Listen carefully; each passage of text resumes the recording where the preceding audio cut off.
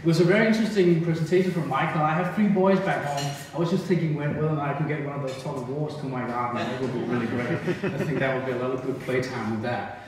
So, anyway, I'm here to talk about computer gaming, or rather, I'm here to talk about Kinect, which is it's a piece of hardware, and it's also a software foundation. And really, Kinect is a general purpose kind of technology in the sense that it can actually be used for quite many different things. Kind of just like a PC or a Mac, it can be used for all different things, and just word processing and email, used for games and stuff like that. In that way, I think what I would like to do today is just to give you a sense of what it is. Rather than trying to go into specific scenarios. I will mention some scenarios, or rather I will show some videos that give you some inspiration about scenarios that goes beyond gaming, but I don't want to limit your imagination. So with that, let me just take even one step further and explain a little bit about how Microsoft works in the market, because that also is important, I think, for understanding how Kinect will play out in the years to come. So Microsoft is a company that spends almost $10 billion a year on research and development. But in fact, even though we spend that much money, we are really not successful in market unless we have some partners to work with. The thing is that what we create is general purpose technology. It's more of a platform for someone else that they can build and create software and solutions that works into specific organizational needs. And if you just look at it in Denmark, we have about 3,800 different partners in Denmark. And it's actually, the way we work together with those partners is that it is actually the thing that every time, as we have a turnover of $1, those partners will have a turnover of about $9. So there's actually a very healthy economical collaboration between the two of us. If you look at the whole Danish market for IT professionals, it's about 100,000 people according to IDC, and about 56,000 of those are hired in companies that are part of our network. So we do think that we have actually a much broader reach than just the software we sell. Oh, something happened here, I don't know. Anyway, so it's actually, the thing is, the point I'm trying to make is it's not just the technology, it's the technology plus the partners that we have that is enabling this welfare technology that we create with Kinect. And just to give you an example, the Kinect thing costs about, I just checked it today, you can now buy it for about 700-800 crowns in the shop. And this is the kind of device that I know that in other scenarios, just a few years back, you would pay at least $100,000 for 100,000 Danish crowns for something very similar to that. So this is actually what we do. We take some stuff, we do push a lot of hardware, a lot of research and development into it, and then we mass market it. And just to give you an example, we sold about 8 million of these devices in a period of about a couple of months when it was released last year in November, which made it the fastest selling consumer device ever, according to the way that Kinect measures that kind of things. Anyway, how many of you sitting in this room knows Kinect or has a Kinect back home? Wow. Oh, great. Okay. For those of you, the next video is going to be an inspiration for what you can buy for this Christmas. For the ones of you who does not own a Kinect, it will also, besides being an inspiration for what you could buy, it will also be an inspiration for what Kinect is. And I think there was still about 10% who didn't know what it was. So anyway, this is actually a longer video. I'm just going to show you 1 minute of it.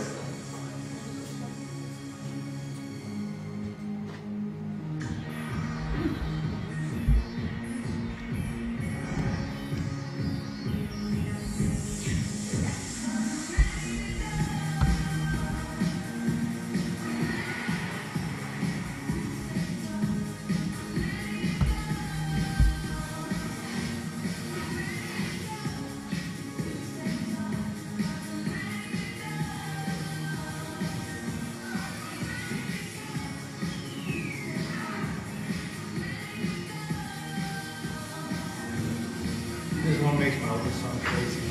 You can't get it in yet. It's not this way. We're gonna get a tug of war for one of those. Yeah.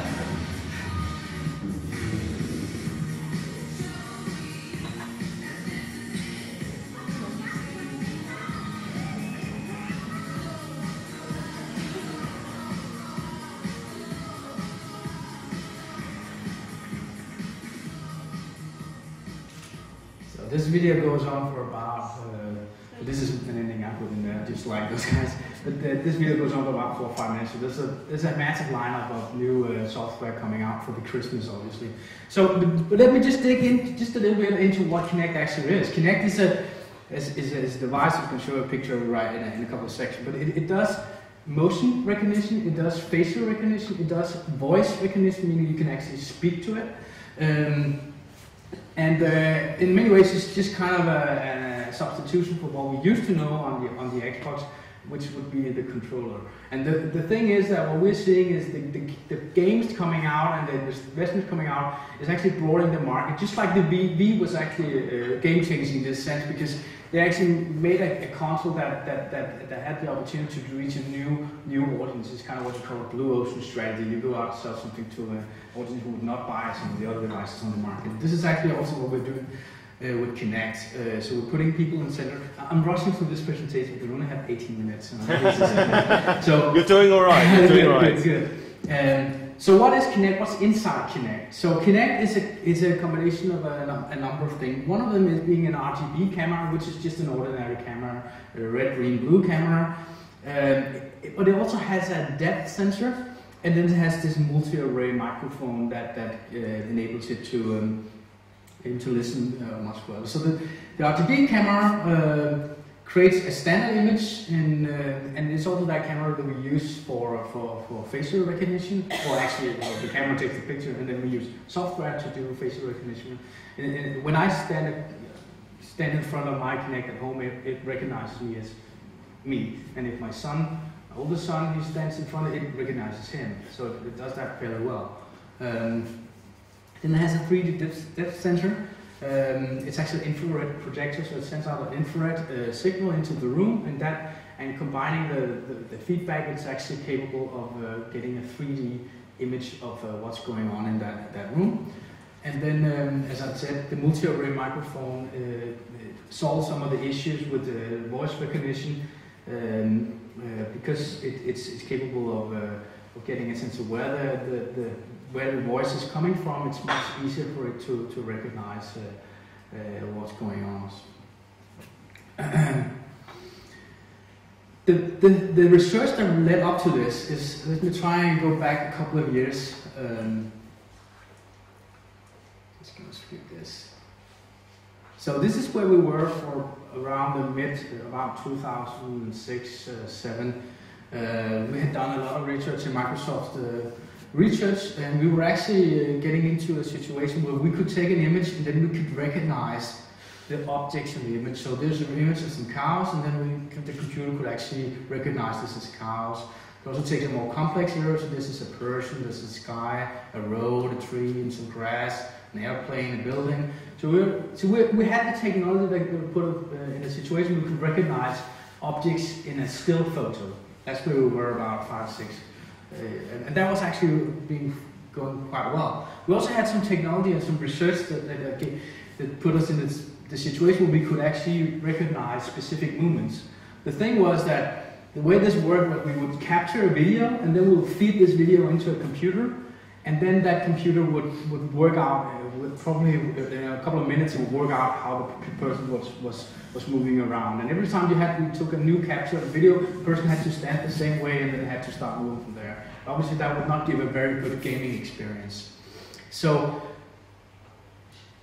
the Xbox team back then, they did a call to Microsoft Research, says, well, what we really need is we need some real body tracking. We need to be able to track all types of movement. It has to be very flexible. It has to be 10 times real time, and it has to be more than one player. Actually, there are games now that will accommodate 4 simultaneous players, and of course, it has to be in 3D. So you can imagine that we had some technology. We had kind of a far way to go before we were able to do this. So the way we did it was we combined what we knew already. So what we did was we classified the body into 32 different body parts. So we used the recognition of, like, not recognizing a cow or a building or a person. We recognized this is a joint, this is a joint, this is a joint, 32 places on the body. And then we made out some calculation for the probability a body being in a certain position. So, and to do that, we needed some computer, I'll get back to that in a couple of minutes. And then we worked our way to doing this about 30 times a minute. So let me, we missed, sorry about that. Anyway, there's a slide missing here. So we used some computer-based learning in the sense that to do this fast enough, to do this 30 times a minute, we needed to get a lot of knowledge about how the body moved. To do that, we went to Hollywood actually. Most of you probably remember the Lord of the Rings, where we had Gollum. That was really actually a real person who had some dots on it, and then they blue screened, captured this, and then they made his movements into the movement of an animated character. That was exactly the kind of knowledge we needed to get in order to do the right probability calculations for the Kinect platform. So we actually got there and got about 1 million pictures that all had both a picture of a person and the knowledge about how the person was, how the person's body part was placed in that picture. So that was one part. We also went into homes of people around the world, because obviously living rooms look very, very different. So we made a lot of video capturing, a lot of, and we went through the painstaking process of taking that video capturing and say, now the person's joint is like this. So we did a lot of work, and then we processed it through a very big array of computers that did a lot of calculations. So we've ended up with a probability model that we can use inside the Kinect device that enables us to do this calculation 30 times a minute. That was the research that led up to it. And that was the result. The Kinect platform was the result that came out of it. And this is where we are today. I'm trying to give you an example of what we call the Kinect effect. Oops.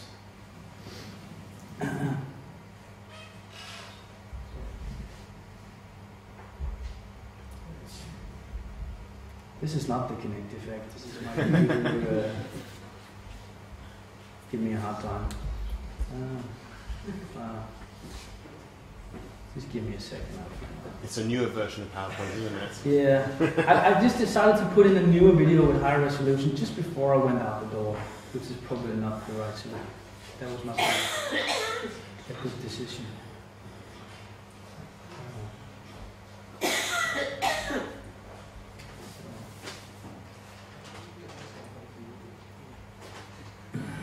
You can't see this, but I will. We started with a sensor that turned voice and movement into magic. Xbox, play. We thought this would be fun to play, and it was. But something amazing is happening. The world is starting to imagine things we hadn't thought of.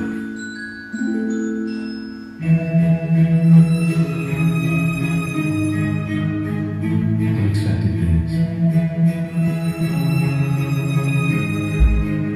Hopeful things.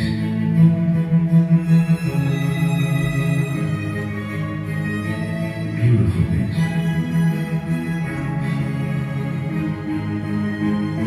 Inspiring things.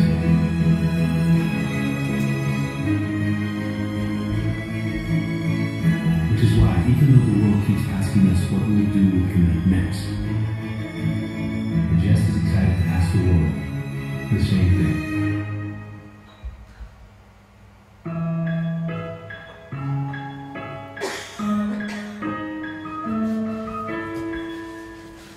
So some of the examples you just saw here are actually real.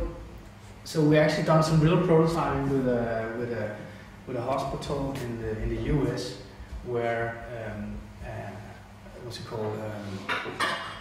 A doctor doing a surgeon would be able to navigate a complex operation using his gestures. And this is very interesting. You probably know this much better than I do, but this is for them it was very interesting, because sometimes these complex operations were all planned and mapped out beforehand, And but if the doctor had to go to a computer or go look through some papers, obviously he would have to wash his hands every time that he go through this paper or something different before he went back and put his finger into the person who was just slit open there. So if the doctor would be able to just navigate using gestures, that would be very productive for that kind of environment.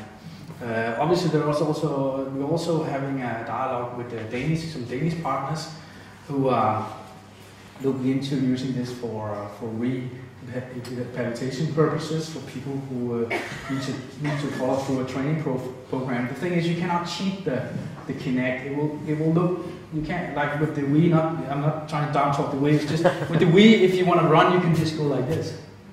But the Kinect the Kinect will see what you do. If you don't go like this, it won't run. If the game is programmed that way, so there has some advantages when you have full body tracking compared to just a sensor that could be cheated in.